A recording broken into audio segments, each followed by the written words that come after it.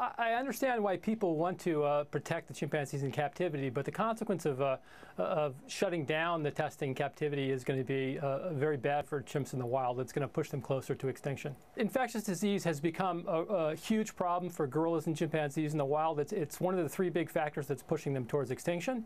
And we have a bunch of vaccines that might protect them, but before we can use them in the wild, we have to test them in captivity to make sure they're safe. And so that's what we've just done. It's the first time it's been done.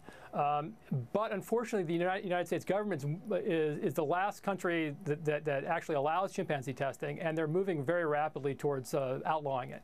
And so if they outlaw it, we won't be able to test any vaccines. We won't be able to use the vaccines in the wild. And that's going to mean, just in the most brutal terms, that's going to be dead chimpanzees and gorillas. Right. In the short term, it's going to be tens and hundreds. In the long term, thousands. Okay.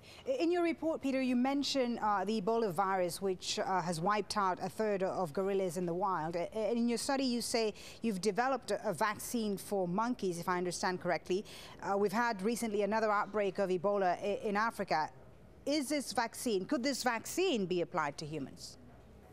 Oh, sure. This is a vaccine that was developed for humans. And in fact, there's 5 or 6 other vaccines that have also been successful in protecting monkeys in captivity. They just haven't been licensed for human use yet. But there are a bunch of vaccines out there. It's just a matter of money, getting the money to go through the licensing process.